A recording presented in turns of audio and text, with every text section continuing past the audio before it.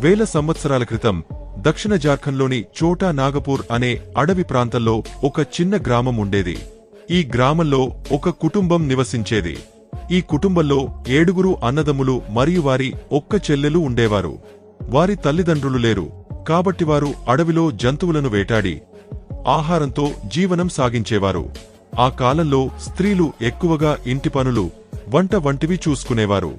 ఈ కుటుంబంలోని చెల్లెలు కూడా తన అన్నల కోసం వంట చేసి ఇంటిని సంరక్షించేది.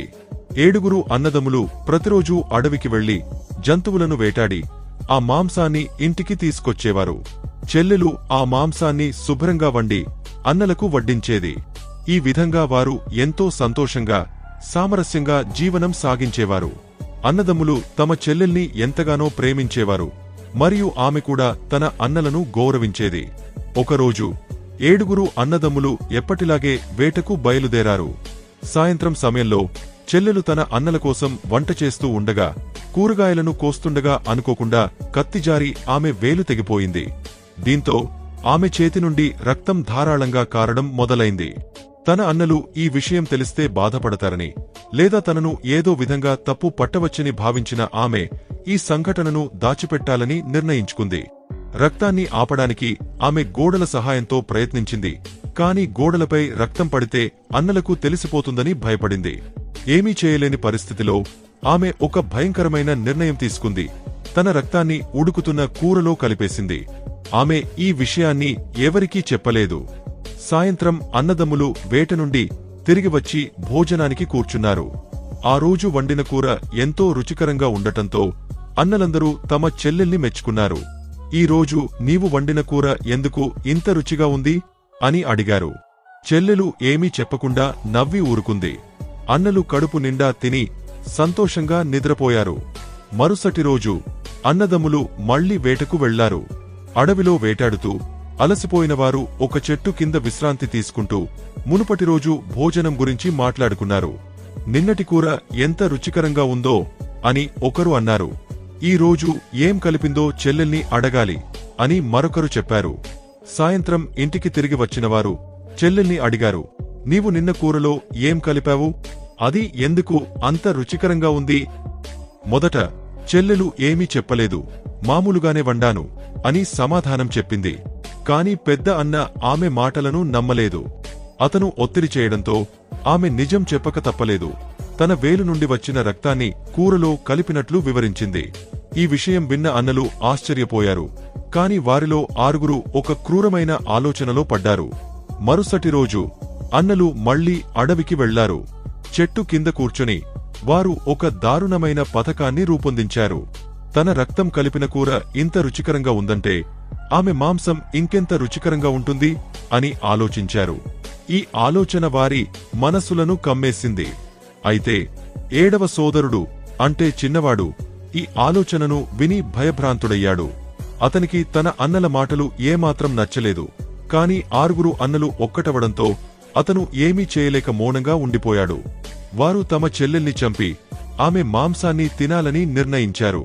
ఈ పథకం కోసం వారు ఒక ప్రదేశాన్ని ఎంచుకున్నారు. వెదురు బొంగులతో బాణాలను తయారు చేశారు. ఆ రాత్రి పెద్ద అన్న చెల్లెలి దగ్గరకు వెళ్లి, నీకు పెళ్లి వయసు వచ్చింది. మేము నీకు ఒక అందమైన వరుడిని చూశాము. రేపు ఉదయం అతని ఇంటికి వెళ్లి చూద్దాం అని చెప్పాడు.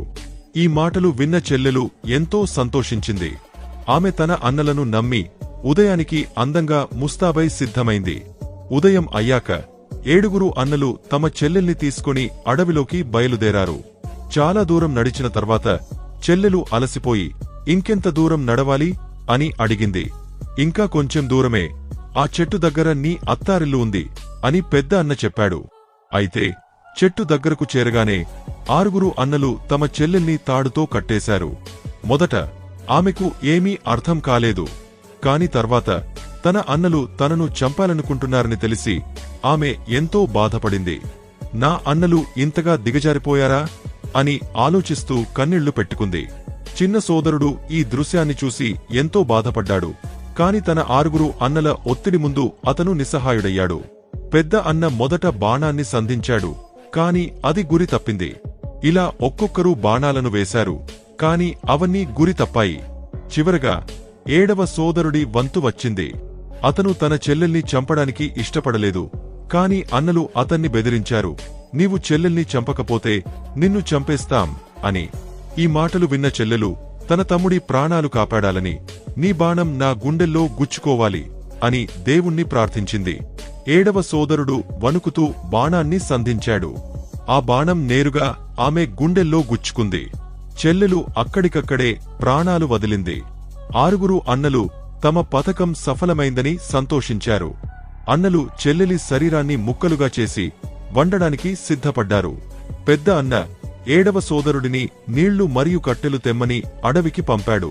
ఏడవ సోదరుడు తన చెల్లెలి మాంసాన్ని తినలేనని, ఈ క్రూర చర్యలో పాల్గొనలేనని భావించాడు. అతను అడవి నుండి చేపలు మరియు పీతలను తీసుకొచ్చాడు. తన అన్నల ముందు చెల్లెలి మాంసాన్ని తిన్నట్లు నటించాలని నిర్ణయించాడు. వంట పూర్తయిన తర్వాత ఏడవ సోదరుడు అన్నలందరికీ అరటాకులపై ఆహారం వడ్డించాడు. తనకోసం ఒక గుంత తవ్వి దానిపై అరటాకు వేసి చెల్లెలి మాంసాన్ని గుంతలో వేసి చేపలు మరియు పీతలను తిన్నాడు.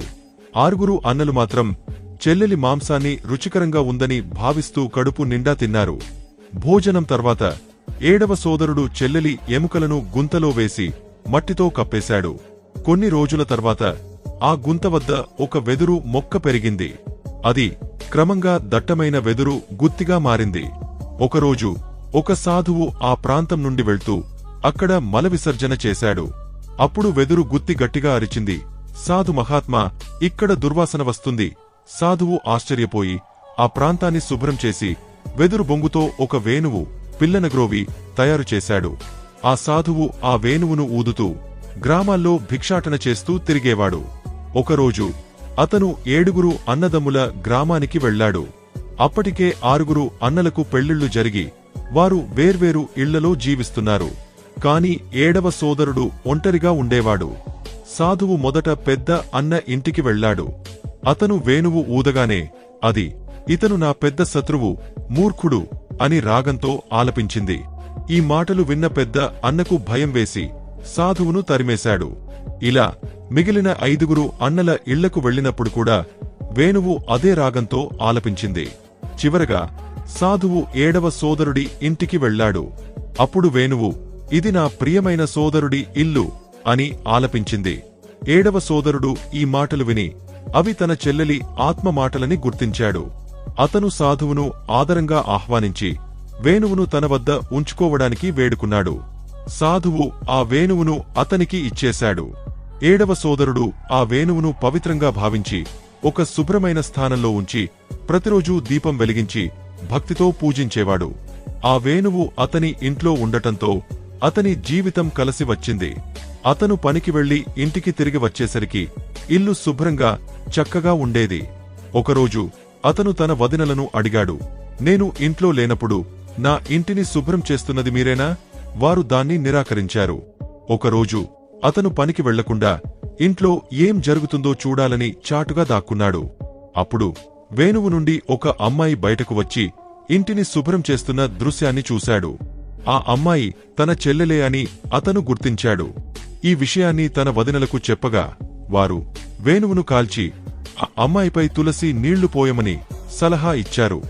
ఏడవ సోదరుడు వదినల సలహా ప్రకారం వేణువును కాల్చి ఆ అమ్మాయిపై తులసి నీళ్లు పోశాడు.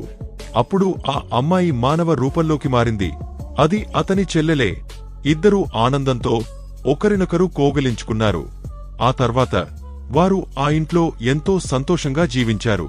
ఈ కథ ఒకవైపు దారుణమైన, క్రూరమైన సంఘటనను చిత్రిస్తుంది, మరోవైపు సోదర ప్రేమ, ఆత్మశక్తి మరియు నీతి గురించి బోధిస్తుంది. ఆరుగురు అన్నలు తమ స్వార్థం మరియు క్రూరత్వం కారణంగా తమ చెల్లెల్ని చంపినప్పటికీ ఏడవ సోదరుడు తన చెల్లెలి పట్ల చూపిన ప్రేమ మరియు గౌరవం వల్ల ఆమె ఆత్మ రక్షించబడింది. వేణువు రూపంలో ఆమె ఆత్మ తిరిగి మానవ రూపం పొందడం ఈ కథకు అద్భుతమైన మలుపును ఇస్తుంది. ఈ కథ మనకు సోదర బంధం యొక్క విలువను, స్వార్థం మరియు క్రూరత్వం యొక్క పరిణామాలను, మరియు ఒక వ్యక్తి యొక్క మంచి చర్యలు ఎలా ఆత్మను కాపాడగలవో చూపిస్తుంది. ఈ కథ విన్న తర్వాత దీనిపై మీ అభిప్రాయం ఏమిటి? ఈ కథ మీకు ఎలా అనిపించిందే కామెంట్లలో తెలపండి.